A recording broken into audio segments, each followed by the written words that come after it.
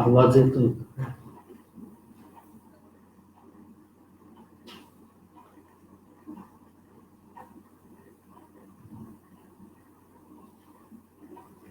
माझा आवाज येतोय?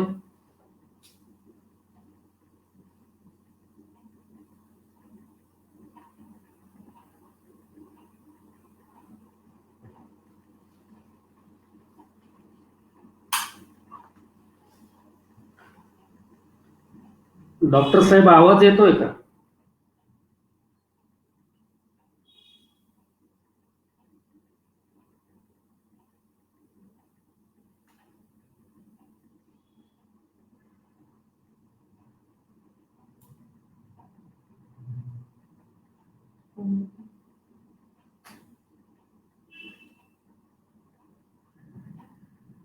हॅलो,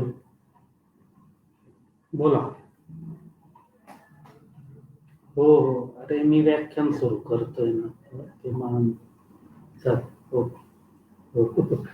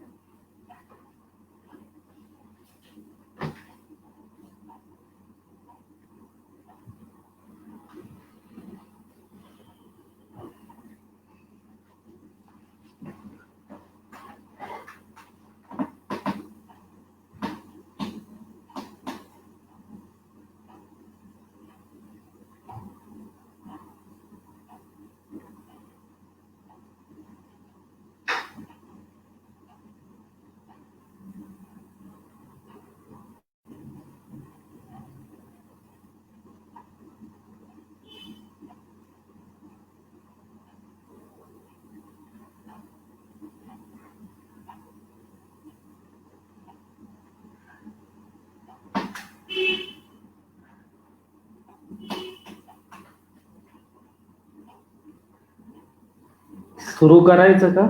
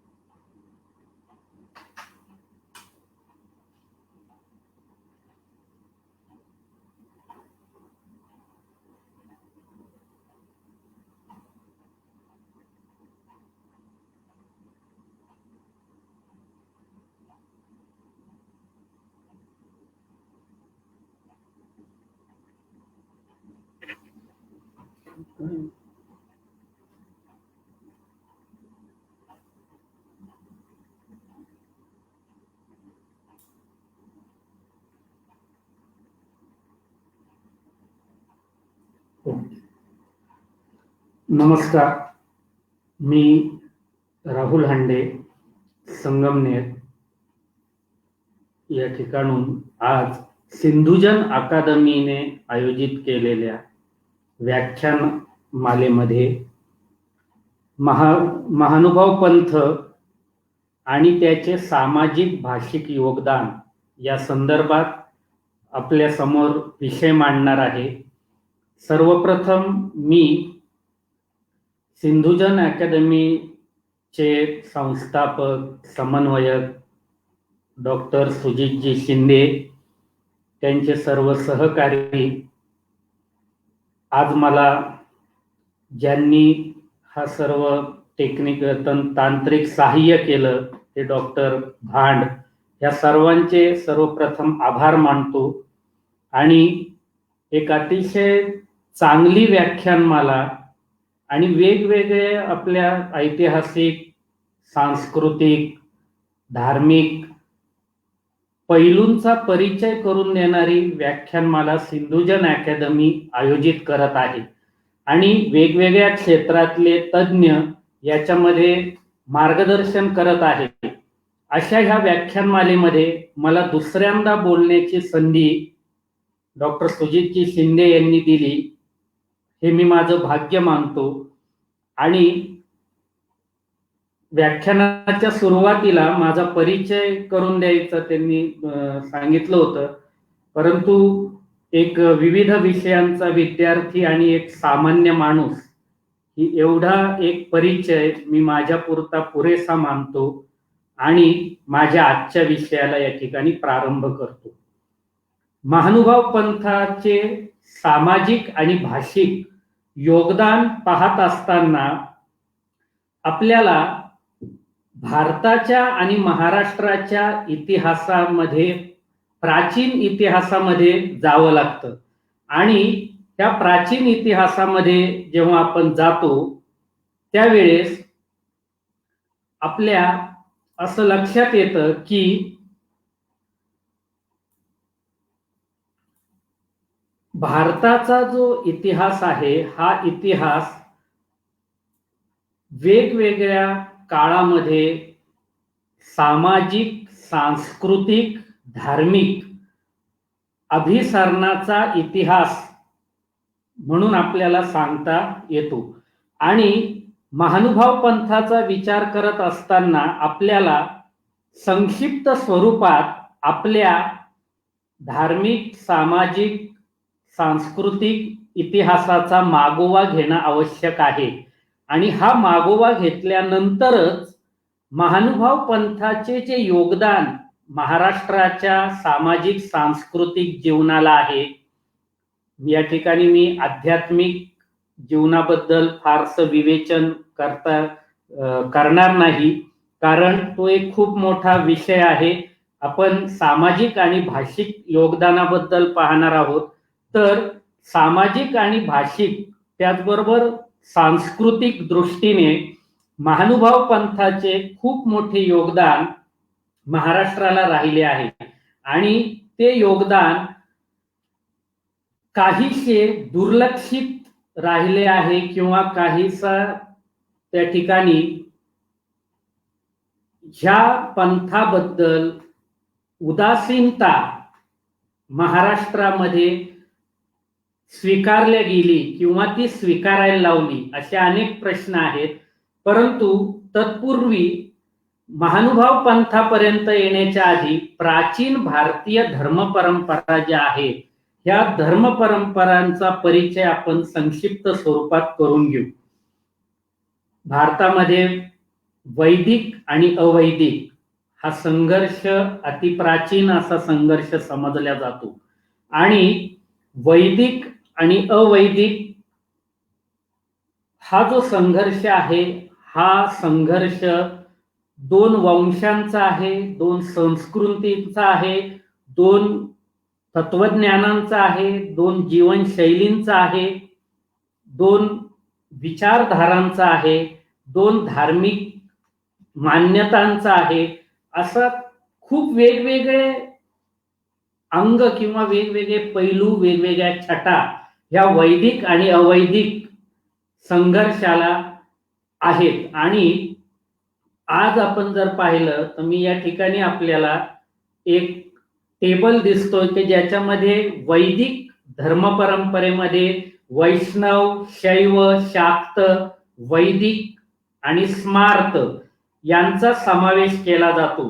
आणि अवैदिक परंपरेमध्ये चारवाक, जैन, बौद्ध, मध्ययुगीन भक्ती आंदोलने, आदिवासींचा निसर्ग धर्म याचा समावेश आपण करू शकतो. या ठिकाणी मी मध्ययुगीन भक्ती आंदोलनांचा जाणीवपूर्वक उल्लेख अवैदिक याच्यामध्ये करतोय. याचं कारण काय, तर काही जण म्हणतील की त्याच्यामध्ये वैष्णव पंथ होते आणि वैष्णव मत मांडणारे किंवा वैष्णव परंपरेला जागणारे, वैष्णव परंपरेला मानणारे लोक होते. असं असलं तरी देखील वैष्णव म्हणा किंवा वैदिक परंपरेच्या साचलेपणाचा प्रतिक्रिया म्हणूनच मध्ययुगीन भक्ती आंदोलनं उभी राहिलेली आहेत. आणि आदिवासी समाजाचा जो निसर्ग सन्मुख धर्म आहे, तिथं एक वेगळी परंपरा आहे, ती वेगळी संस्कृती आहे. आता जेव्हा आपण वैदिक संस्कृतीचाही जेव्हा विचार करतो, तर शैव आणि शाक्त ह्या शाखांबद्दल देखील अनेक प्रश्न उभे राहू शकतात आणि तो आपल्याला इथं अधिक विवेचन करण्याचा आज विषय नाही. परंतु शैव आणि शाक्तांचा देखील वैदिक परंपरेमध्ये समावेश करायचा किंवा नाही, हा प्रश्न वेगवेगळे अभ्यासक वेगवेगळ्या पद्धतीने मांडतील आणि माझे काही मत त्याबद्दल आहे. परंतु आज आपल्याला प्रामुख्याने वैदिक याच्यामधले वैष्णव, वैदिक आणि स्मार्त हे तीन प्रवाह किंवा ह्या तीन शाखा अधिक प्रभावी असलेल्या दिसतात. आणि काही आपण जर पाहिलं तर वैष्णव याचा अर्थ विष्णूची भक्ती, ज्याला हरिभक्ती देखील आपल्याकडे म्हटलं जातं. त्याचबरोबर वैदिक म्हणजे वेद प्रामाण्य मानणारा आणि त्याप्रमाणे आचरण किंवा त्याप्रमाणे ज्यांची आध्यात्मिक मान्यता आहे ते वैदिक. आणि स्मार्त, आता हा स्मार्त जो प्रकार आहे तो आपल्याला पाहायला जर गेलो तर जगातले जेवढे काही म्हणून धर्म आहेत त्या सर्व धर्मांमध्ये हा स्मार्त प्रकार आपल्याला पाहायला मिळेल. म्हणजे इथं हे माझं विधान कदाचित जरा आश्चर्यकारक वाटू शकतं, परंतु स्मार्त याचा अर्थ की पुराणांमधल्या कथा, देवी देवतांच्या कथा, व्रतवैकल्य, हा म्हणजे कशालाही देवता मानणे, कशाचंही त्या ठिकाणी पूजन करणे, त्या संदर्भातले व्रत वैकल्य करणे, अशी जी सगळी सरमिसळ आहे, ह्या सरमिसळीला आपण स्मार्त हा प्रवाह किंवा स्मार्त ही शाखा असं संबोधू शकतो. आणि आज आपण जर पाहिलं तर सर्व धर्मांमध्ये हा स्मार्त प्रवाह हाच प्रभावी असलेला दिसतो. आता अवैदिक परंपरा जी आहे, तर अवैदिक परंपरेच्या बाबतीत खूप मोठं संशोधन आधुनिक काळामध्ये झालेलं आहे. आणि ह्या अवैदिक मधला जो चार्वाक हा प्रवाह आहे, हा वैदिकांमधूनच त्या ठिकाणी विरोध करणारा आणि त्यांच्या विरुद्ध तत्वज्ञान मांडणारा किंवा भौतिक जीवनाला, लौकिक जीवनाला महत्व देणारा एक प्रवाह त्या ठिकाणी सांगता येतो. आता जैन आणि बौद्ध हे दोन प्रवाह जे निर्माण झाले अवैदिक परंपरेतले, तर बराच काळ असं त्या ठिकाणी इतिहास मांडण्यात आला की जैन आणि बौद्ध हे दोन प्रवाह किंवा ह्या दोन धर्म परंपरा ह्या वैदिक धर्मामधूनच वेगळ्या झालेल्या आहेत. परंतु हे आधुनिक संशोधनाने आता सिद्ध केलेलं आहे की जैन आणि त्यानंतर निर्माण झालेली बौद्ध ह्या दोन्हीही परंपरांचा संबंध वैदिक परंपरेशी जोडता येत नाही. कारण जैन धर्म परंपरेबद्दल जेव्हा संशोधन झालं आणि नवीन संशोधन जेव्हा समोर येत गेलंय आणि अजूनही येतंय, तेव्हा असं लक्षात येतंय की हडप्पा मोहनजोदडोच्या काळापासून जैन परंपरा, जैन धर्ममत, जैन मार्ग हा अस्तित्वात आहे. आणि गौतम बुद्धांचा जेव्हा आपण विचार करतो तर गौतम बुद्धांनी देखील वेद प्रामाण्य नाकारलेला आहे आणि गौतम बुद्धांचा देखील संबंध हा आर्यपूर्व द्रविड संस्कृतीशी हडप्पा मोहनजोदडोच्या काळापासून जी संस्कृती होती त्याच्याशी असलेला दिसतो. आणि जैन आणि बौद्ध हे दोन्ही अवैदिक आणि अनार्य अशा धर्म परंपरा आहेत असं आधुनिक संशोधन मांडत आहे. आणि तसा जर आपण विचार केला तर ह्या दोन्हीही परंपरांचा जो गाभा आहे हा गाभा म्हणजे त्याच्यातलं जर आपण प्रागतिक स्वरूप पाहिलं तर जैन धर्म परंपरेने ईश्वराचं अस्तित्व नाकारलेलं आहे, आत्म्याचं मान्य केलेलं आहे. गौतम बुद्धांनी ईश्वराचं तर मानलंच पण आत्मा देखील नाकारलेला आहे. आणि असं असताना जैन आणि बौद्ध ह्या पूर्णपणे वेगळ्या विचारधारा त्या ठिकाणी निर्माण झाल्या. आणि मग इसवी सनाच्या 8व्या-9व्या शतकापर्यंत बौद्ध धर्माचा खूप मोठा प्रचार प्रसार झालेला होता. त्यानंतर आदि शंकराचार्य, रामानुजाचार्य यांच्या चळवळीनंतर वैदिक परंपरेचं पुनरुज्जीवन पुन्हा एकदा भारतात झालं. आणि पुन्हा वैदिक धर्माचं प्रतिक्रिया किंवा वैदिक धर्मातल्या कर्मकांड किंवा शोषण याची प्रतिक्रिया म्हणून मध्ययुगामध्ये पुन्हा भक्ती आंदोलने उभी राहिली. परंतु जेव्हा आपण चारवाक, जैन, बौद्ध आणि मध्ययुगीन भक्ती आंदोलन यांचा विचार करतो तेव्हा कुठेतरी ह्या सर्वांमध्ये एक समान धागा असल्याची जाणीव आपल्याला झाल्याशिवाय राहत नाही. आणि तो समान धागा जो आहे तो म्हणजे त्यांचं अवैदिकत्व आणि अनार्यपण. आणि मध्ययुगीन भक्ती आंदोलन देखील त्या ठिकाणी वैदिक परंपरेमधल्या शोषणाला, कर्मकांडांना, वर्णभेदाला, चातुर्वर्ण व्यवस्थेच्या आग्रहाला किंवा चातुर्वर्ण व्यवस्था समाजावर लादण्याच्या प्रयत्नांना त्या ठिकाणी दिलेलं उत्तर आहे किंवा दिलेली प्रतिक्रिया आहे. तर हा जो अवैदिक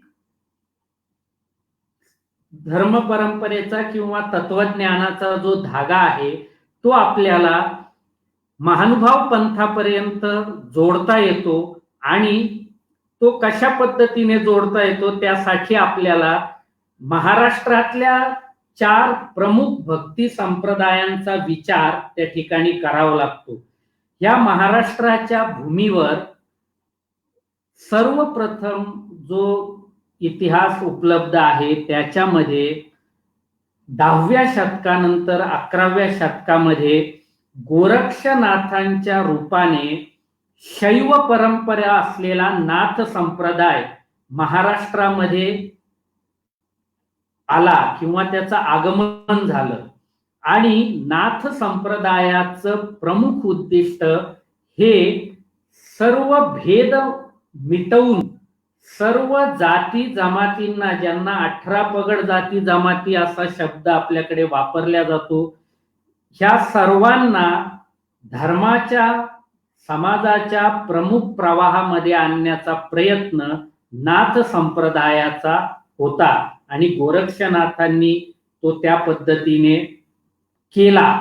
आणि एक आधुनिक विचार किंवा एक सर्वांना समान मानून त्यांना मुख्य प्रवाहात आणण्याचा विचार सर्वप्रथम महाराष्ट्राला परिचित झाला तो म्हणजे गोरक्षनाथांपासून. आता गोरक्षनाथांपासून सर्वप्रथम माझा म्हणण्याचा अर्थ काय आहे की तत्पूर्वी जैन आणि बौद्ध परंपरा महाराष्ट्रात होत्या, परंतु त्या खंडित झाल्या.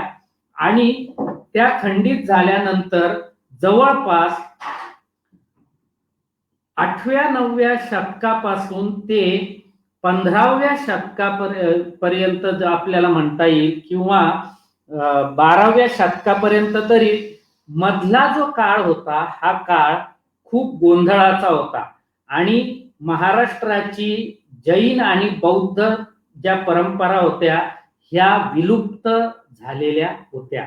आता आपण जर तसं पाहिलं तर बौद्ध आणि जैन ह्यांचा संबंध महाराष्ट्राशी किती असेल याचं एक साधं उदाहरण जर आपण पाहायचं ठरवलं तर बौद्ध लेणी आणि जैन लेणी यांची संख्या जी महाराष्ट्रात आहे याच्यावरून महाराष्ट्राच्या भूमीमध्ये ह्या दोन धर्मांची पाळमुळं किती खोलवर रुजलेली असतील याचा एक आपण साधा अंदाज करू शकतो. याच्यासाठी फार अभ्यास असण्याची देखील गरज नाही, कारण आज बौद्ध लेणी आणि जैन लेणी यांची संख्या आपण फक्त महाराष्ट्रात डोळ्यासमोर आणा आणि अजंठा वेरूळ जे जगासमोर आपण महाराष्ट्राचं वैभव म्हणून दाखवतो ही बौद्ध लेणी आहेत आणि तिथेच काही जैन लेणी देखील आहेत.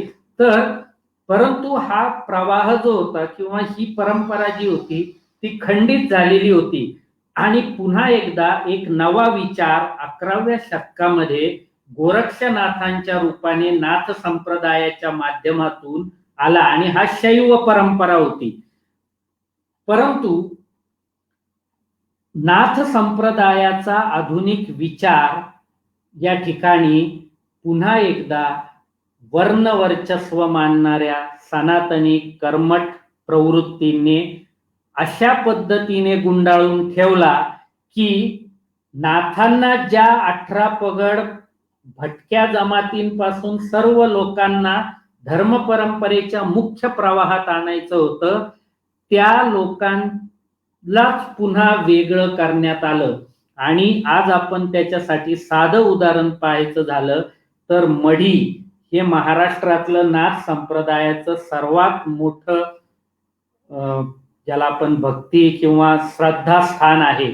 आणि मढीला आपण जर पाहिलं तर भटक्या विमुक्त जातींचं त्या ठिकाणी संमेलन किंवा जात पंचायती वगैरे जे सगळे प्रकार आहेत आणि त्याच्या सोबत तंत्र मंत्र जारण मारण हे सगळे प्रकार जोडण्यात आले आणि नाथ संप्रदाय अशा पद्धतीने पुन्हा एकदा गाव कुसाबाहेर भटक्या विमुक्तांच्या पालामध्ये नेऊन ठेवण्यात आला. आणि त्याच्या जोडीला पुन्हा नाथ संप्रदायामध्ये जे तांत्रिक मांत्रिक जन्माला आले त्यांनी पुन्हा नाथ संप्रदायाच्या अशा पद्धतीच्या बदनामीला अशा पद्धतीच्या त्याला तोडून टाकण्याला सहकार्य केलं.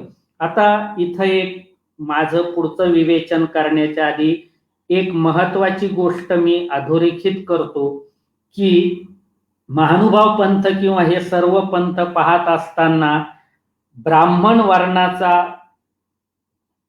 उच्चार माझ्याकडून होणार आहे किंवा होईल आणि तो होत असतो. परंतु याबद्दलची माझी जी भूमिका आहे ती ब्राह्मण ह्या जातीबद्दल किंवा माणसांबद्दल कोणताही आकस या ठिकाणी नाही.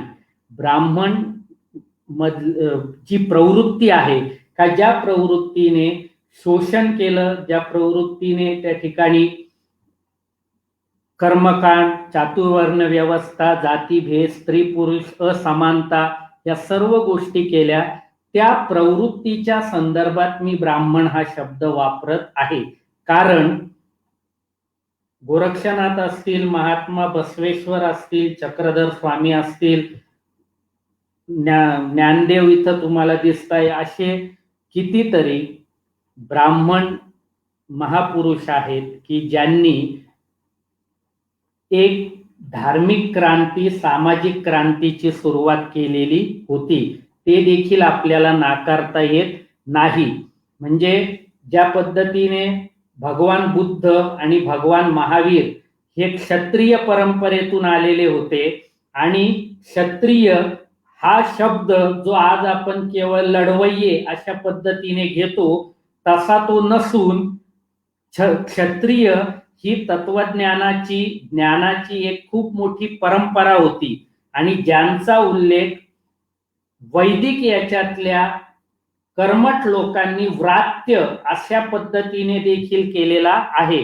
त्यामुळे क्षत्रिय ही अवैदिक परंपरा होती की जिने ही मूळची परंपरा इथली होती की जिने वैदिक परंपरेला विरोध केला, परंतु काळाच्या प्रवाहामध्ये कितीही आपण दोन गोष्टी जेव्हा दोन समाज दोन संस्कृती एकमेकाच्या संपर्कात येतात तेव्हा आदान प्रदान हे होतच असतं आणि आपण केवळ एक जात म्हणून एक वर्ण म्हणून इथं पाहणार नाही, तर ब्राह्मण हा केवळ ही जी प्रवृत्ती आहे त्या प्रवृत्तीच्या संदर्भात बोलणार आहोत.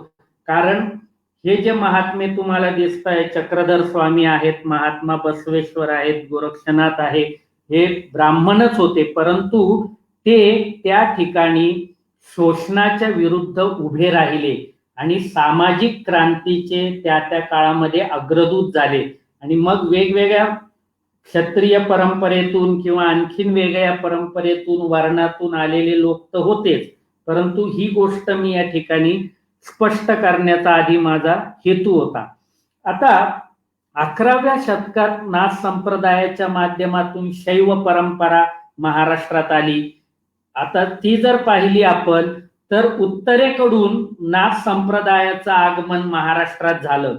त्यानंतर महात्मा बसवेश्वरांच्या रूपाने दक्षिणेकडून महाराष्ट्रामध्ये धार्मिक आणि सामाजिक क्रांतीचं आगमन झालं आणि इसवी सन 1105 ते 1167 हा महात्मा बसवेश्वरांचा काळ आणि ज्याला आपण आज वीरशैव किंवा लिंगायत पंथ असं संबोधतो, ह्या शैव पंथाची स्थापना निर्मिती महात्मा बसवेश्वरांनी केली आणि समानतेवर आधारित समाज हा महात्मा बसवेश्वरांचा सर्वात मोठा संदेश होता आणि स्त्रियांना गुरुपदी बसवण्याचा मान म्हणजे केवळ भक्तीचा ज्ञानाचाच अधिकार नव्हे तर गुरु होण्याचा अधिकार देखील महात्मा बसवेश्वरांनी आपल्या वीरशैव पंथामध्ये किंवा लिंगायत पंथामध्ये दिला. आणि एक विचार करा की 1105 ते 1167 हा कालखंड म्हणजे 12वं शतक, या काळात महात्मा बसवेश्वरांनी त्या ठिकाणी ह्या मी भारतातला म्हणेल की भारतातला पहिला आंतरजातीय विवाह घडवून आणला. म्हणजे चर्मकार समाजातला मुलगा आणि ब्राह्मण समाजातली मुलगी यांचा विवाह महात्मा बसवेश्वर 12व्या शतकामध्ये घडवून आणतात. स्त्रीला केवळ ज्ञानाचा मोक्षाचाच अधिकार नव्हे तर गुरु स्थानी बसण्याचा अधिकार देखील महात्मा बसवेश्वर देतात. परंतु हा पंथ देखील दक्षिण महाराष्ट्रापुरता मर्यादित राहिला. पुन्हा महात्मा बसवेश्वरांची ह्या सर्व त्यांच्या क्रांतिकारक विचारांमुळे हत्या करण्यात आली. म्हणजे बिदरच्या राजाचे प्रधान असणारे बसवेश्वरांची हत्या का करण्यात आली तर त्यांच्या विचारांची हत्या प्रतिगामी शक्तींना करता येत नव्हती आणि त्यामुळे महात्मा बसवेश्वरांची थेट हत्या करण्यात आली. आणि तरी देखील महात्मा बसवेश्वरांच्या सामाजिक आणि धार्मिक क्रांतीचा वारसा या महाराष्ट्राच्या भूमीला लाभला. त्याच्यानंतर आपण जर कालखंड पाहिला की नाथ संप्रदाय आणि वीरशैव पंथ किंवा लिंगायत पंथ यांच्यापेक्षा अधिक यश श्री चक्रधर स्वामींच्या महानुभाव पंथाला त्या ठिकाणी प्राप्त झालं आणि इसवी सन 1213 जन्मलेल्या चक्रधर स्वामींनी गुजरात मधून येऊन ज्या पद्धतीची एक धार्मिक आणि सामाजिक क्रांती महाराष्ट्रात उभी केली आणि वैष्णव हा पंथ वैष्णव होता. आधीचे दोन पंथ जे आले ते शैव होते, नाथ आणि वीरशैव, परंतु चक्रधर स्वामींचा महानुभाव पंथ हा वैष्णव मानला जातो. असं असलं तरी शैव म्हणजे नाथ संप्रदायाशी देखील काही अभ्यासकांनी याचा संबंध दाखवलेला आहे. आणि म्हणजे महानुभावांचे जे पंचकृष्ण आहेत, या पंचकृष्णांमधले श्री चक्रपाणी म्हणजे चांगदेव राऊ आणि श्री गोविंद प्रभू म्हणजे गुंडम राऊ, ह्या दोघांचा नाथ संप्रदायाशी संबंध होता असा एक अभ्यास नाथ संप्रदायाचा अभ्यास करणाऱ्या काही अभ्यासकांनी मांडलेला आहे किंवा असं मत मांडलेलं आहे. त्यामुळे वैष्णव आणि शैव ह्या दोन्हींचं मिश्रण महानुभाव पंथामध्ये आपल्याला दिसून येतं. परंतु महानुभाव संप्रदाय हा 13व्या शतकामध्ये अत्यंत प्रभावी संप्रदाय महाराष्ट्रात ठरत असतानाच त्याला न कळतपणे ग्रहण लागलं. आणि ते ग्रहण का लागलं, त्याची कारण काय आहेत ते आपण पुढे पाहणार आहोत. परंतु महानुभाव संप्रदायाच्या नंतर किंवा चक्रधरांचा अवतार कार्य पूर्ण झाल्यानंतर वारकरी किंवा भागवत संप्रदायाचं त्या ठिकाणी महाराष्ट्राच्या भूमीमध्ये स्थापना झाली. ती होती परंपरा, परंतु ज्ञानेश्वर नामदेव यांच्या नेतृत्वामुळे संपूर्ण 18 पगड जाती पर्यंत वारकरी संप्रदाय पोहोचला. आणि या ठिकाणी आधीच्या तिन्ही पंथांपेक्षा वारकरी संप्रदायाचं जे वेगळेपण होतं ती म्हणजे मध्यम मार्गी भूमिका किंवा केवळ भक्तीच्या क्षेत्रामध्ये लोकशाही मान्य करून दैनंदिन जीवन आहे त्या पद्धतीने मान्य करणे किंवा आहे त्या चातुर्वर्ण व्यवस्था असेल किंवा जे काही जातीभेद असतील त्यानुसार चालू देणे, फक्त अध्यात्माच्या आणि भक्तीच्या क्षेत्रामध्ये लोकशाही. तर ह्या मध्यम मार्गामुळे वारकरी संप्रदाय मोठ्या प्रमाणात लोकप्रिय झाला. त्याला सुरुवातीच्या काळामध्ये ज्ञानेश्वरांसारखं एक वलय असणारं नेतृत्व, त्याचबरोबर नामदेवांसारखं खूप प्रभावी, ज्याला आपण म्हणू संघटक समन्वयक, अशा पद्धतीचं नेतृत्व लाभलं. आणि दुसरं पाहिलं आपण तर संत नामदेव महाराजांना दीर्घायुष्य देखील लाभलं. जवळपास 80 वर्ष नामदेव महाराज त्या ठिकाणी हयात होते.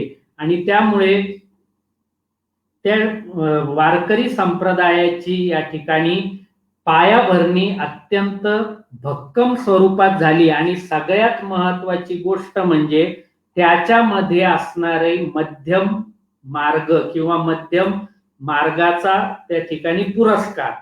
तर अशा याच्यामध्ये महानुभाव संप्रदाय जो होता, ह्या महानुभाव संप्रदायाला चक्रधरांसारखं एवढं वलयांकित आणि इतकं प्रभावी असं नेतृत्व लाभूनही महानुभाव संप्रदाय काळाच्या ओघामध्ये मागे पडला, दुर्लक्षित राहिला, उपेक्षित राहिला.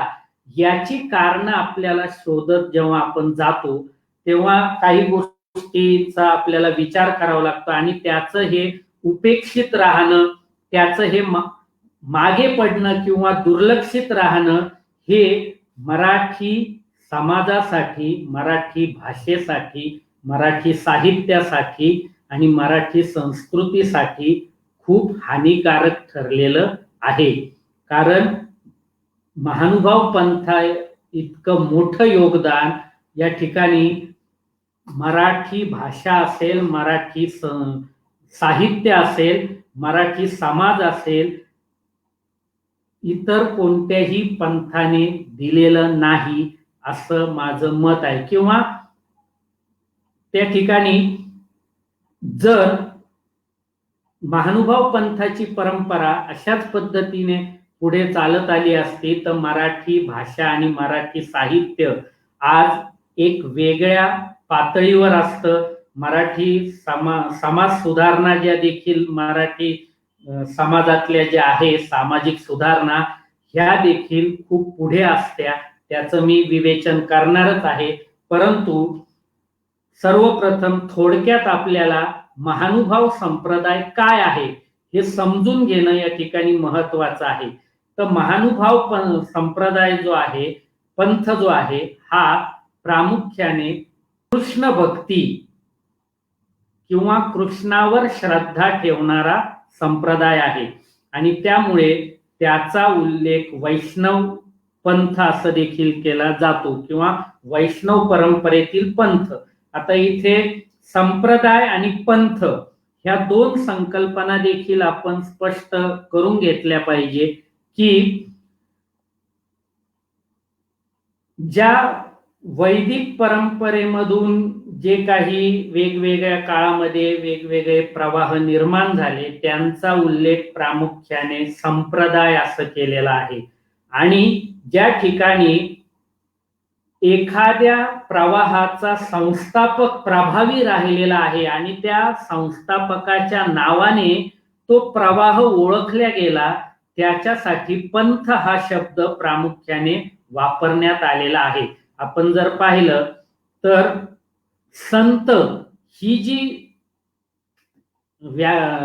हे जे संबोधन आहे हे संत संबोधन आपल्याला कोणत्याही धर्म संस्थापकासाठी किंवा पंथाच्या संस्थापकासाठी वापरलेलं दिसत नाही. याचं कारण त्याने निर्माण केलेल्या प्रवाहातून अनेक उपप्रवाह निर्माण झाले, अनेक संप्रदाय निर्माण झाले, त्याच्यात संत निर्माण झाले, परंतु ह्या सर्व धर्म संस्थापकांना न कळतपणे एक अवतारी किंवा एक दैवी असं व्यक्तिमत्व मानण्यात आलं. तर त्याच्यामुळे त्यांची गणना किंवा त्यांचा उल्लेख हा संत म्हणून केला जात नाही, तर एक अवतारी महापुरुष किंवा दैवी प्रतिभा किंवा दैवी व्यक्तिमत्व लाभलेल्या महापुरुष अशा पद्धतीनेच केला जातो. हा प्रामुख्याने पंथ आणि संप्रदाय याच्यामधला भेद आहे.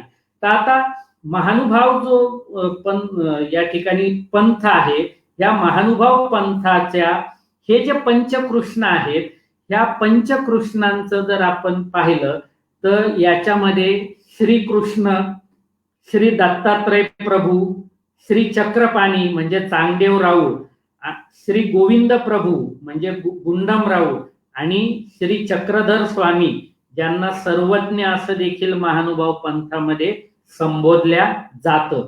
आता तसं पाहिलं तर श्री दत्तात्रय प्रभू यांना महानुभाव पंथाचं आदी कारण समजण्यात आलेलं आहे किंवा ज्याला आपण उगम स्थान म्हणू. तर इथे प्रश्न असा पडतो की पंचकृष्णाची त्या ठिकाणी क्रमवारी देत असताना किंवा त्याचं क्रम लावत असताना श्रीकृष्णाचं नाव सर्वप्रथम का घेतलं जातं, कारण का, तर याच्यासाठी आपल्याला थोडं पाहावं लागेल की श्री दत्तात्रय प्रभूंचा अनुग्रह श्री चक्रपाणी म्हणजे चांगदेव राऊळ यांना लाभला आणि चांगदेव राऊळ यांचा अनुग्रह श्री चक्रधरांना लाभला आणि गोविंद प्रभूंचा देखील चक्रधरांना लाभला. म्हणजे थेट दत्तात्रय प्रभू ते श्री चक्रधर हा संबंध त्या ठिकाणी जोडला जातो, पण श्रीकृष्णाशी थेट संबंध नाही. आता आपल्याकडे 24 अवतार जे विष्णूचे मानण्यात आलेले आहे त्याच्यामध्ये श्री दत्तात्रय प्रभूंचा देखील अवतार आहे आणि हा चारही युगामध्ये अस्तित्वात असणारा संचार करणारा अवतार मानला जातो आणि त्यामुळे आपण या ठिकाणी स्पष्ट होतं की श्रीकृष्णाच्या अवताराच्या आधीचा श्री दत्तात्रय प्रभूंचा अवतार आहे. तरी देखील महानुभाव पंथामध्ये पंचकृष्णांचा उल्लेख करत असताना श्रीकृष्णाचं नाव आधी घेतलं जातं. याला कारण असं आहे की दत्तात्रय प्रभूंना आदी कारण मानल्यामुळे आणि त्यांचा थेट संबंध श्री चक्रधरांशी जोडल्या जात असल्यामुळे दत्तात्रय प्रभू, त्याच्यानंतर श्री चक्रपाणी, श्री गोविंद प्रभू, श्री चक्रधर अशा पद्धतीची मालिका किंवा अशा पद्धतीचा तो संबंध दाखवण्यासाठी श्रीकृष्णाचं नाव आधी घेतलेलं आहे. आणि ह्या अवतारांमध्ये देखील आपल्याला पाहता येतं की पर अवर शक्ती असणारा श्री दत्तात्रय प्रभूंचा अवतार चक्रपाणींचा अवतार, यांना द्वारकावतीचे म्हणजे द्वारकेत चक्रपाणी राहत होते चांगदेव राऊळ, त्यांना गर्भावतार असं म्हटलं जातं. श्री गोविंद प्रभूंचा जो अवतार होता तो दवडलेला अवतार असं मानलं जातं. दवडलेला याचा अर्थ काय, तर राऊळ वेडे राऊळ पिशे अशा पद्धतीचं गोविंद प्रभूंचं वर्णन महानुभाव पंथात केलं जातं. का बरं, तर गोविंद प्रभूंचा अवतार हा दवडलेला अवतार होता. दवडलेला अवतार म्हणजे काय, तर जेव्हा परमेश्वराला मनुष्य रूपात जन्म घ्यायचा असतो तेव्हा ज्या मातेच्या माध्यमातून त्याला ह्या जगात यायचं असतं, त्या मातेच्या गर्भातला जो मूळ जीव आहे किंवा तिच्या याच्यातला जो मूळ तो जीव आहे, त्या जीवाला त्या ठिकाणी त्या जीवाला बाजूला करून परमेश्वर त्या मातेच्या गर्भात जातो आणि तिच्या माध्यमातून जगामध्ये जन्म घेतो.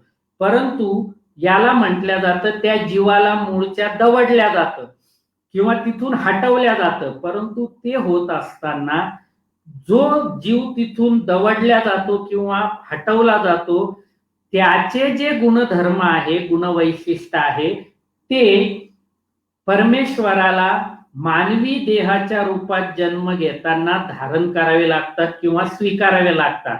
आणि गोविंद प्रभूंच्या वेळेस जो जीव त्या मातेच्या गर्भामधून दवडण्यात आला तो वेडा पिसा होता किंवा ज्याला आपल्या काही भाषेमध्ये अवलिया असं देखील म्हटलं जातं.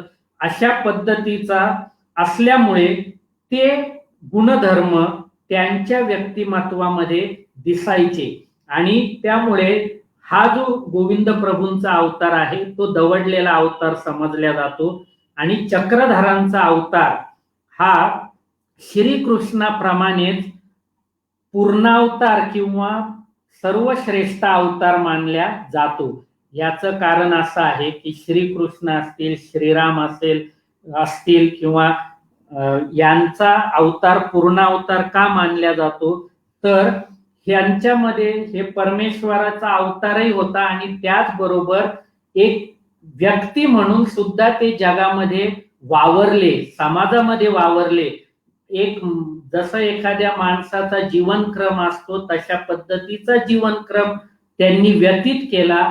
त्यामुळे यांना पूर्णावतार म्हटलं जातं, श्रीराम, श्रीकृष्ण. आणि त्याच पद्धतीने श्री चक्रधर यांना देखील पूर्णावतार असं समजल्या जातं. आता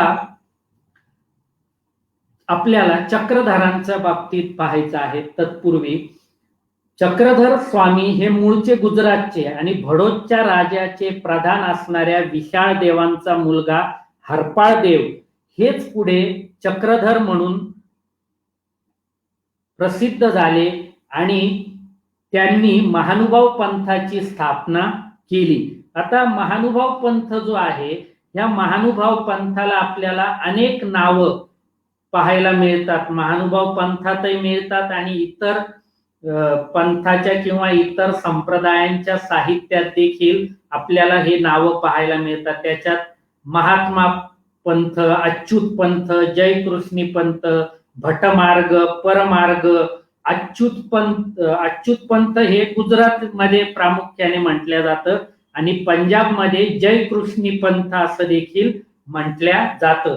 आणि आपण जर पाहिलं अच्युत पंथ किंवा जयकृष्णी पंथ हे दोन्हीही श्रीकृष्ण भक्तीचं द्योतक आहे आणि ह्या पंथातील अनुयायी एकमेकाला महात्मा म्हणत होते. आता भटमार्ग काय, तर चक्रधरांनंतर त्यांचे पट्ट शिष्य नागदेवाचार्य यांनी महानुभाव पंथाचं पहिलं आचार्यपद स्वीकारलं आणि महानुभाव पंथाची एक पंथ म्हणून उभारणी केली. तर त्यांचं पंथामधलं नाव भटोबास होतं आणि भटोबास म्हणून त्यांना संबोधलं जायचं. त्याच्यावरून भटमार्ग असं नाव आलं असेल असं मत डॉक्टर व्ही.व्ही. कोलतेंसह अनेक जणांनी मांडलेलं आहे. आणि महान अनुभवा तेजहा बलम वा यस्य असाही त्या ठिकाणी महानुभाव शब्दाचा अर्थ किंवा व्याख्या केलेली आपल्याला दिसून येते. परंतु बी कोलते असतील किंवा आणखीन वेगवेगळे जे संशोधक आहेत, शंभो तुळपुळे, पांगारकर, अशा अनेकांनी परमार्ग हे महानुभाव पंथाचं मूळ नाव असावं असं मानलेलं आहे. परंतु आपल्याला इथं एवढंच महत्वाचं आहे की महात्मा, अच्युत, जयकृष्णी, भटमार्ग, परमार्ग अशी विविध नावांनी महानुभाव पंथाचा उल्लेख वेगवेगळ्या वाङ्मयामध्ये, वेगवेगळ्या संतांच्या वचनांमध्ये देखील आलेला आपल्याला दिसून येतो. आता हा जो महानुभाव पंथ होता, या महानुभाव पंथाच्या बाबतीत जेव्हा आपण विचार करतो तर आपल्याला नेहमी आपण एक उदाहरण पाहत असतो की मराठीचा किंवा महाराष्ट्राचा गौरव वारकरी संतांनी कशा पद्धतीने केला, परंतु वारकरी संप्रदायाच्या आधी महानुभाव पंथाने आणि चक्रधर स्वामींनी ह्या महाराष्ट्राच्या भूमीचा आणि ह्या महाराष्ट्राच्या मराठीचा अत्यंत अभिमान बाळगलेला आपल्याला पाहायला मिळतो. त्यांच्या साधकाने जेव्हा प्रश्न केला की महानुभाव साधकाने कोठे वास्तव्य करावे, तर श्री चक्रधरांनी महाराष्ट्री असावे, म्हणजे सगळ्यात उत्तम भूमी ही महाराष्ट्राची आहे असं चक्रधर स्वामींनी सांगितलं. म्हणजे तुम्हाला धर्माच्या मार्गाने चालण्यासाठी, तुम्हाला धर्म मार्गावर राहण्यासाठी महाराष्ट्रासारखी भूमी दुसरी नाही असं श्री चक्रधरांनी म्हटलं. आणि सगळ्यात विशेष गोष्ट की जे चक्रधर गुजराती होते, मूळचे गुजरातमध्ये जन्मलेले, त्या चक्रधरांनी महाराष्ट्राच्या भूमीचं आणि महाराष्ट्राच्या मराठी बोलीचं एवढा अभिमान बाळगलेला आहे. आणि त्यांचं जे महाराष्ट्री असावे त्याची व्याख्या, त्याचं निरूपण महानुभाव भाष्यकारांनी कसं केलेलं आहे की श्री चक्रधरांच्या मनामध्ये महाराष्ट्र म्हणजे काय कल्पना होती. महंत राष्ट्र म्हणून महाराष्ट्र, महाराष्ट्र निर्दोष आणि सगुण, आपण अनाचार न करी अनिकाशी करून नेदिती ते महाराष्ट्र, धर्मसिद्धी जाये ते महाराष्ट्र. म्हणजे महंतांचे राष्ट्र, महान म्हणजे ज्याचं शुद्धता, सात्विकता आहे असं राष्ट्र. महाराष्ट्र निर्दोष आणि सगुण, निर्दोष आहे आणि त्या ठिकाणी गुणांनी युक्त आहे. आपण अनाचार न करी अनिकाशी करू नेदिती ते महाराष्ट्र, स्वतःही अनाचार करत नाही आणि दुसऱ्यांनाही अनाचार करू देत नाही ते महाराष्ट्र. आणि धर्मसिद्धी जाये ते महाराष्ट्र, जिथं ज्या ठिकाणी धर्म आपल्या सिद्धीपर्यंत किंवा धर्म आपल्या ध्येयापर्यंत पोहोचला जाऊ शकतो ती भूमी म्हणजे महाराष्ट्राची भूमी. अशा पद्धतीचा अभिमान श्री चक्रधरांपासून महानुभाव पंथाचे नागदेवाचार्य असतील आणि आधीचे जे सर्व आचार्य होते आणि वेगवेगळे त्याच्यातले पंडित कवी होते, ह्या सगळ्यांनी महाराष्ट्राचा अभिमान, मराठी भाषेचा अभिमान वेळोवेळी प्रकट केलेला आपल्याला दिसून येतो. आणि मराठीचा अभिमान व्यक्त करताना आपण जर महानुभाव पंथाचं साहित्य पाहिलं तर श्री चक्रधर स्वामींना मराठीचा प्रचंड अभिमान होता. आणि त्यांचा उल्लेख महानुभाव पंथाच्या वाङ्मयात आपण जर पाहिलं तर श्री चक्रधर स्वामी अनावर मराठी बोलत, अनावर याचा अर्थ अस्खलित अशी मराठी ते बोलत होते. आणि त्यांना प्रचंड अभिमान तर होता, परंतु आपल्या पंथाचं तत्वज्ञान, आपल्या पंथाचा आचार धर्म, आपल्या पंथाचं साहित्य हे महाराष्ट्राच्या मायबोलीत, महाराष्ट्राच्या लोकभाषेत म्हणजे मराठीतच निर्माण झालं पाहिजे अशा पद्धतीचा आदेश त्यांनी आपल्या शिष्यांना दिलेला होता. आणि ज्याची अंमलबजावणी महानुभाव पंथाचे पहिले आचार्य नागदेवाचार्यांनी अतिशय काटेकोरपणे केली. म्हणजे श्री चक्रधरांनी खरं पाहिलं तर त्यांच्या साधना काळ किंवा तपश्चर्येचा काळ संपल्यानंतर 7.5 ते 8 वर्ष फक्त त्यांनी पंथाचा प्रचार आणि प्रसार केला. परंतु ह्या पंथाची उभारणी पहिले आचार्य नागदेवाचार्यांनी केली आणि ती उभारणी करत असताना नागदेवाचार्यांचं व्यक्तिमत्व म्हणजे आपल्या गुरुवर, आपल्या दैवतावर केवढी अगाध श्रद्धा असावी अशा पद्धतीचं उदाहरण आपल्याला पाहायचं असेल तर नागदेवाचार्य. आणि इथे मी पुन्हा एकदा एक उल्लेख करतो की श्री गोविंद प्रभू असतील, श्री चक्रधर स्वामी असतील आणि नागदेवाचार्य असतील, हे तिघही ब्राह्मण होते.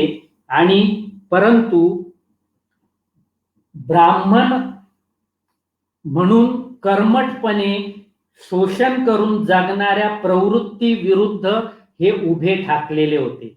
म्हणजे चक्रधरांच्या जीवनाचा संघर्ष जर आपण पाहिला तर चक्रधरांचा संघर्ष हा हेमाद्री पंडिताशी, हेमाडपंथाशी झाला, जो की कर्मठ वर्णाश्रम धर्माचा अतिशय कट्टर पुरस्कर्ता, चतुर्वर्ग चिंतामणी नावासारखा ग्रंथ लिहिणारा, अतिशय कट्टर कर्मठ प्रवृत्तीचा ब्राह्मण, त्याच्याशी सर्वात महत्वाचा संघर्ष चक्रधर स्वामींचा झाला.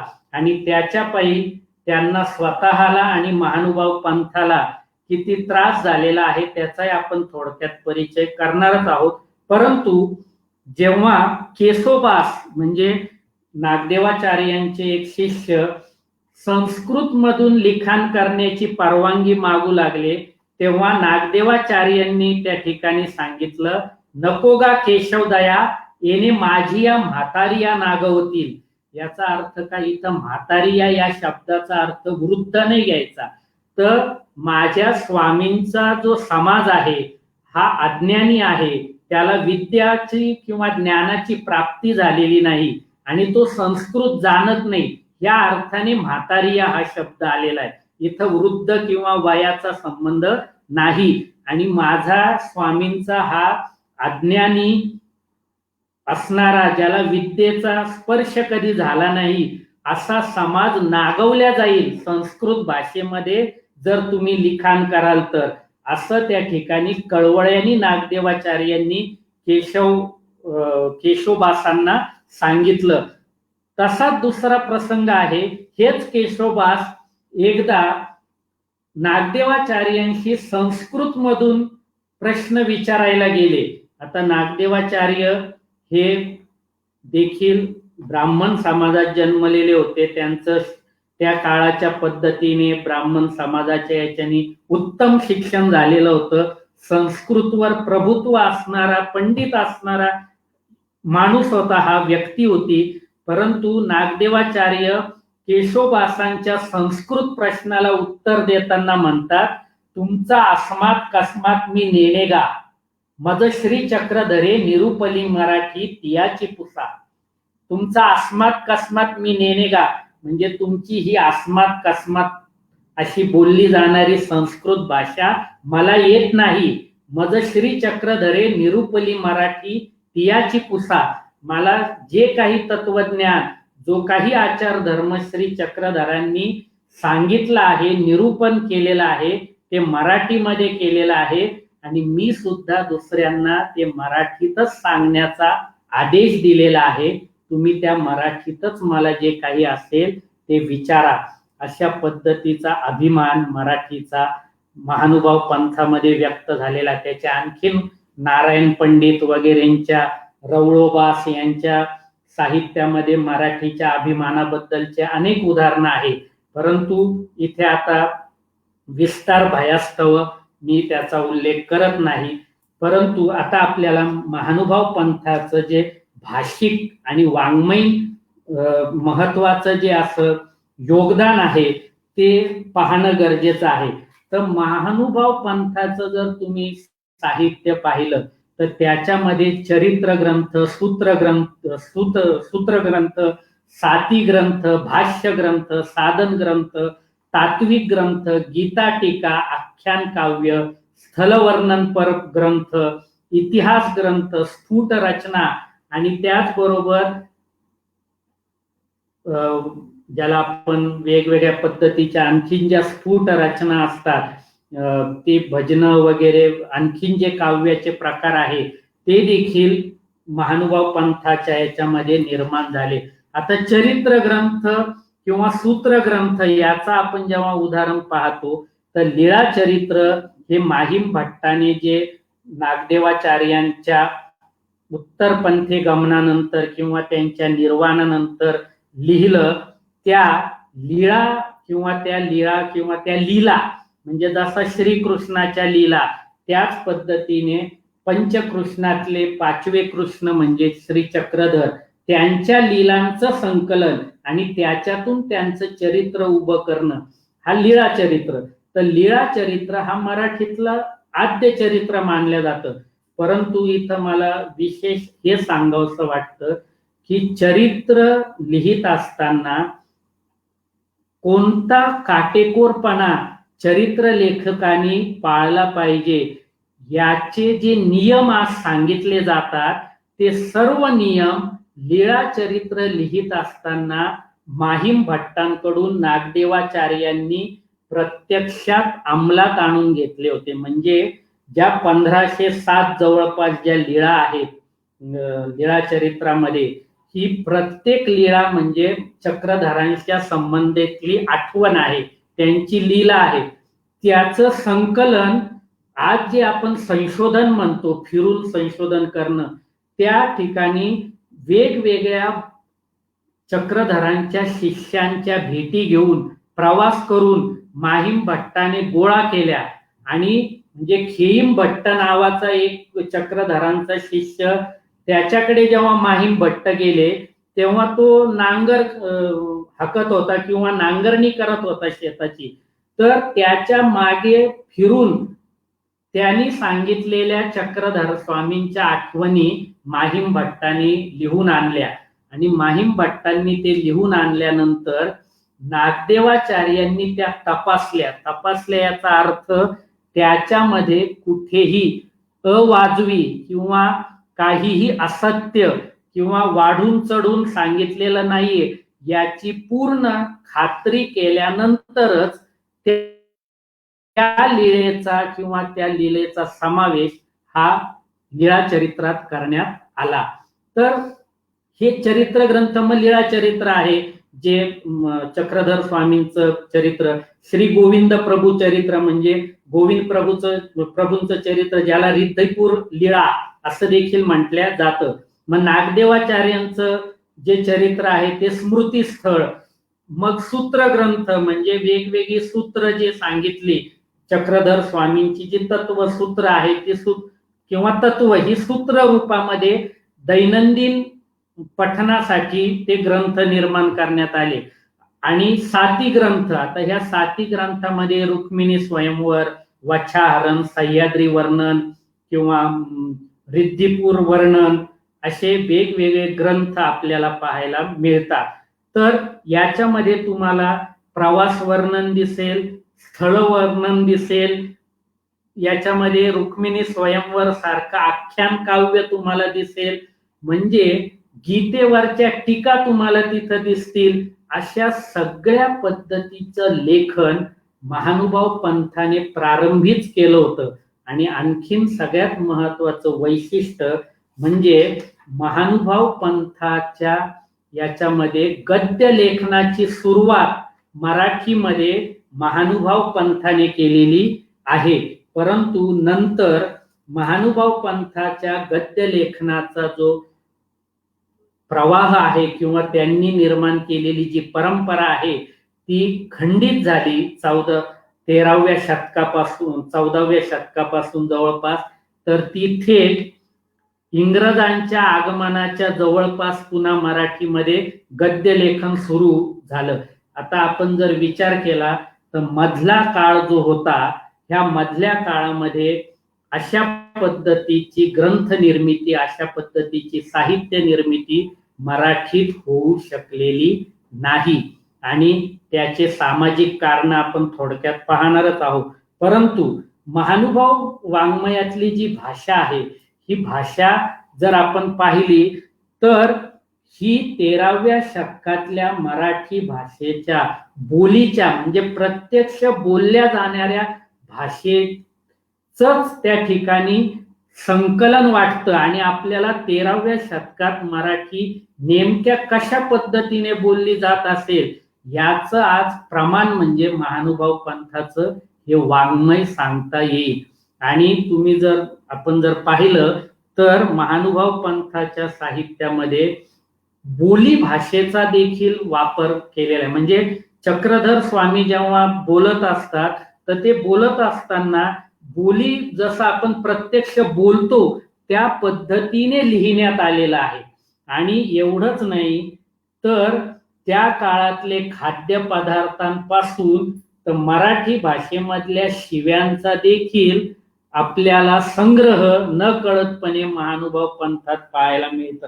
म्हणजे गोविंद प्रभू चरित्र जर आपण पाहिलं तर बोडी, ओसारी, मोसारी, खोडी, बोचकवडी, राणमुंड अशा शिव्यांचा त्या ठिकाणी वर्षाव गोविंद प्रभूंच्या मुखातून झालेला आणि त्या शिव्या देखील लिहिलेल्या आपल्याला आढळतात. आता एखादी व्यक्ती म्हणत शिव्यांचा अशा पद्धतीने पंथीय किंवा धार्मिक याच्यात उल्लेख का, तर असं नाही. त्या ठिकाणी गोविंद प्रभूंचं जे चरित्र होतं तर ते कोणाशी बोलताना आओ मेली जाय अशा पद्धतीने सुरुवात करायचे. परंतु त्याच गोविंद प्रभूंना स्त्रियांचं माहेर म्हटलं जायचं. कारण स्त्री पुरुष समानतेचं, स्त्रियांच्या श्रमाचं मूल्य गोविंद प्रभूंनी जाणलेलं होतं. म्हणजे एखादी माता आपल्या तान्ह्या बाळाला जर आंघोळ घालत असेल तर विसन देणारे, थंड पाणी त्या गरम पाण्यात ओतून देणारे गोविंद प्रभू आपल्याला दिसतात. जात फिरवू लागणारे गोविंद प्रभू आपल्याला दिसतात.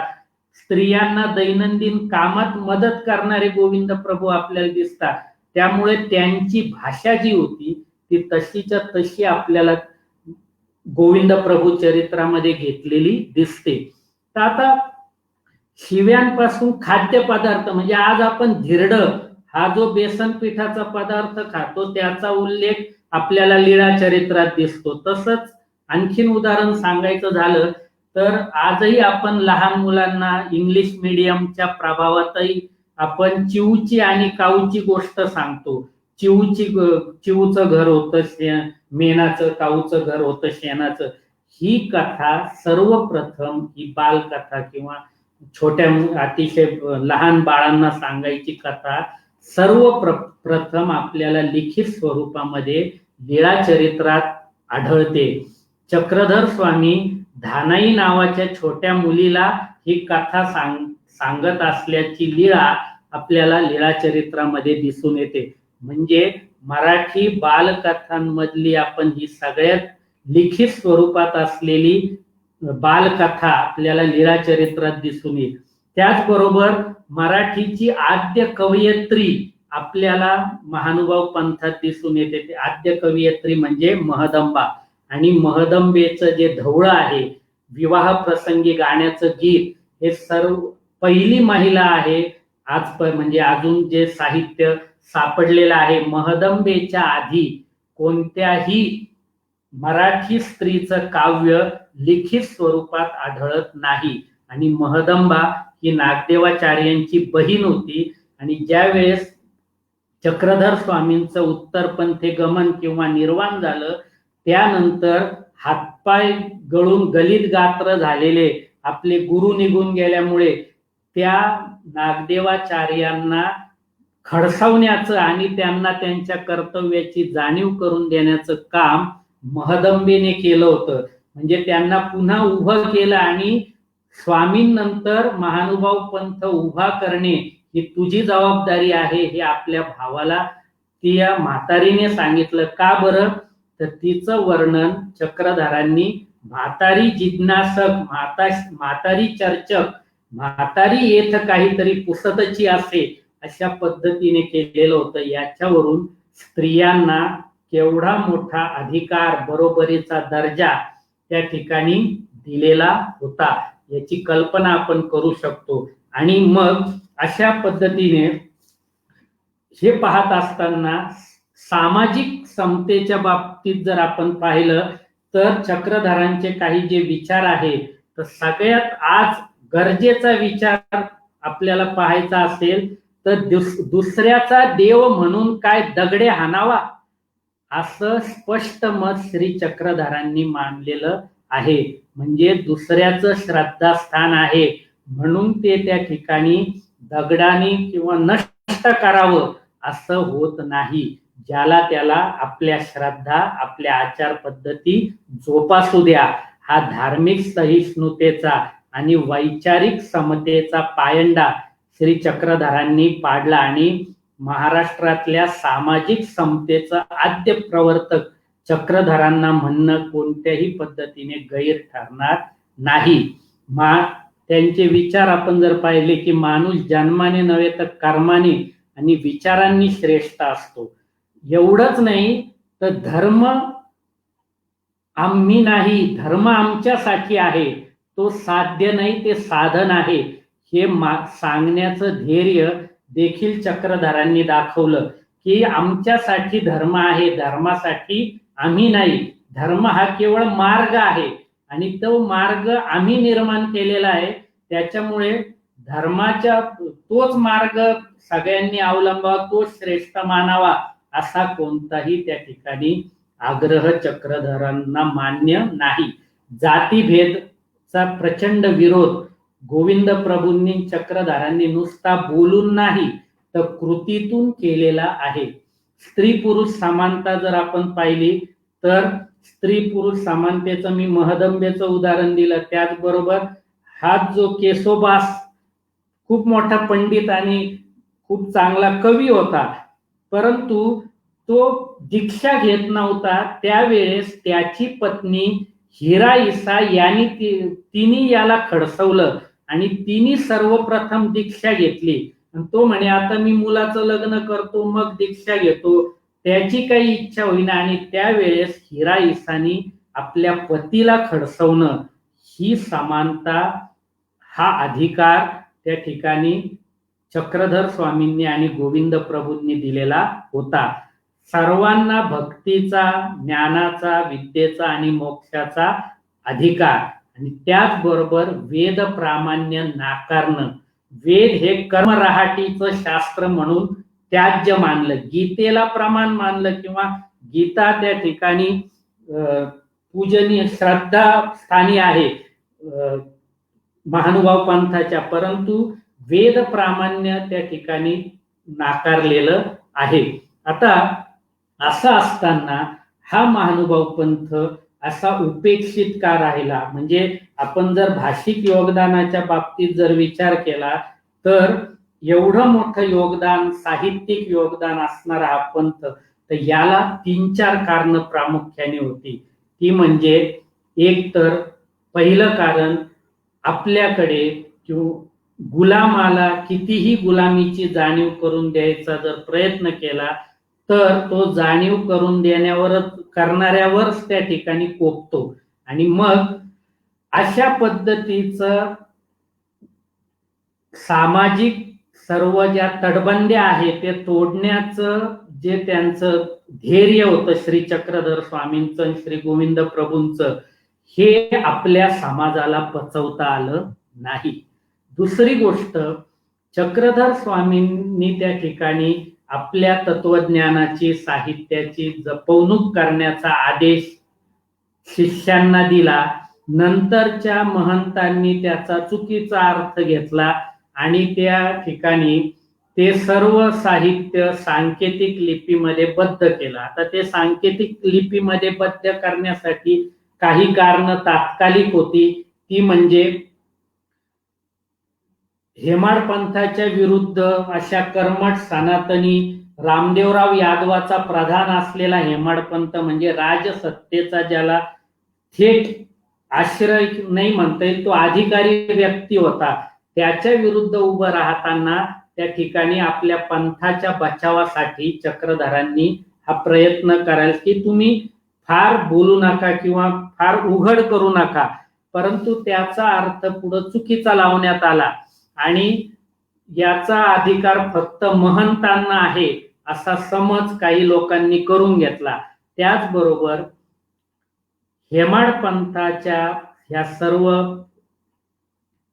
दमन चक्रामध्ये महानुभाव पंथाला त्याचं साहित्य जपायचं होतं आणि हेमाड पंथाचा राग आणि एकूणच त्यावेळेसच्या कर्मठ ब्राह्मणांचा राग वाढत जाण्याचं कारण म्हणजे रामदेवराव यादवाची जी पत्नी होती कामाईसा, हिने चक्रधरांचं शिष्यत्व पत्करलं होतं आणि हेमाड पंथ जो चातुर्वर्ण्य व्यवस्थेचा एवढा मोठा पुरस्कर्ता कर्मठ, त्याची पत्नी देखील नागदेवाचार्यांचं शिष्यत्व पत्करायला निघालेली होती.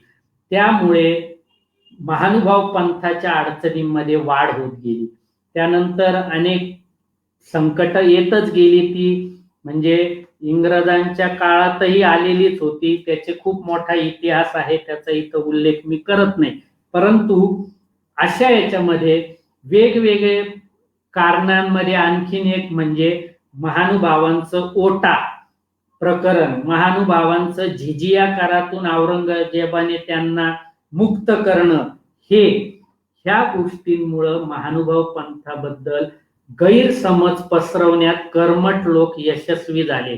आता ओटा हा जो प्रकार आहे, तर जिथं म्हणजे आपल्याकडे असं सांगितलं जातं की जुन्या काळापासून मंदिरामध्ये संन्याशांना झोपण्यासाठी ओटे असायचे, कारण त्यांची जी झोपण्याची विशिष्ट पद्धत आहे त्यासाठी ओटा हे त्या ठिकाणी प्रमाण मानलेलं आहे किंवा ते ओट्यावर झोपणं ते नियमात आहे. पण चक्रधर स्वामी देखील असे ओट्यांवर झोपले, त्या ठिकाणी ते थांबले, बसले, झोपले. त्या ओट्यांना पुढे त्यांच्या स्पर्शामुळं पावित्र्य आलं आणि ते ओटे त्या ठिकाणी जोपासले गेले. त्यानंतर मुनिव्यास नावाच्या व्यक्तीने अशा म्हणजे त्याचं वर्णन बरंच वेगवेगळ्या पद्धतीने करण्यात आलेलं आहे, परंतु मुस्लिम राज्यकर्त्यांकडून काही विशेष सवलती मिळवल्या आणि खूप ओटे अशा पद्धतीचे बांधण्यात आले आणि वरून ते वस्त्राने झाकलेले. तर हे ज्या पद्धतीने मुस्लिम समाजामध्ये पीराचं ठाणं किंवा असं कबर जे झाकल्या जाते, मकबरा, असं त्या कपड्याने किंवा वस्त्रांनी असा संबंध जोडण्यात आला आणि महानुभावांना बदनाम करण्यात आलं. त्याचबरोबर औरंगजेबाचा असा गैरसमज झाला की हे ओट्या अशा पद्धतीने ओट्यांचं पूजन करतात, याचा अर्थ हे हिंदू नाही, आणि त्याच्यामुळे त्याने झिजिया करामधून महानुभावांना सवलत दिली.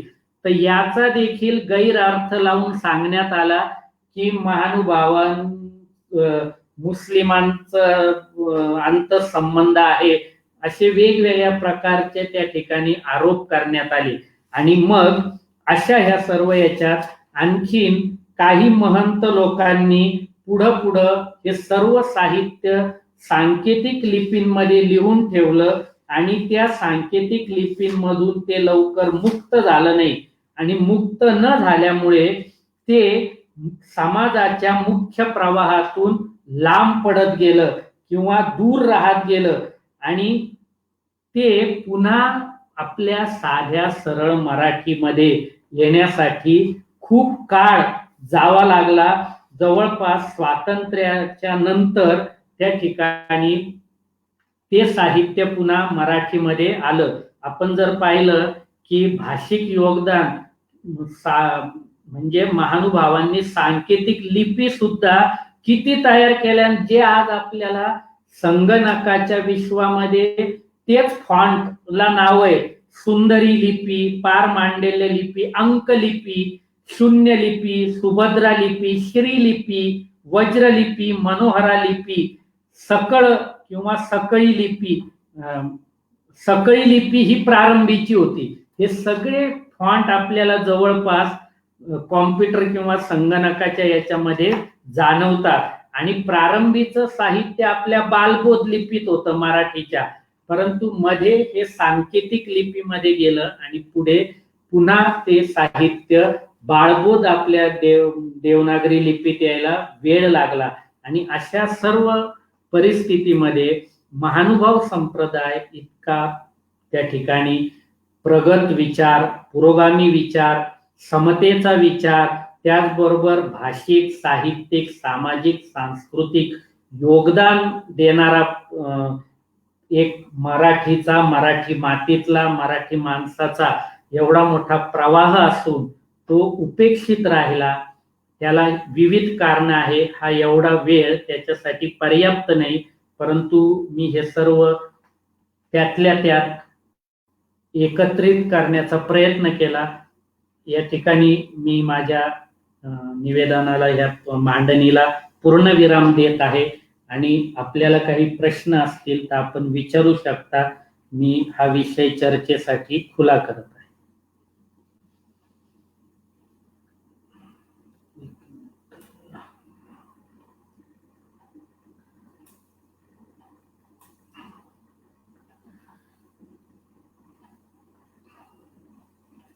कुणाला काही प्रश्न जर असतील तर आपण विचारू शकता.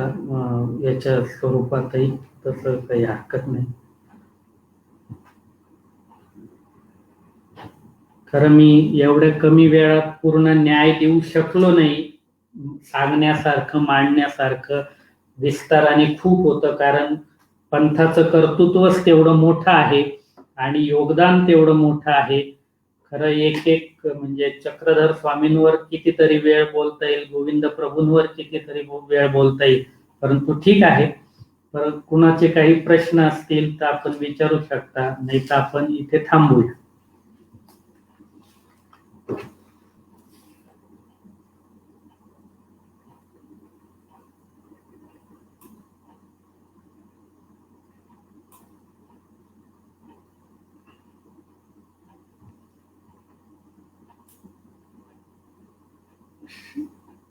डॉक्टर साहेब थांबायचं का?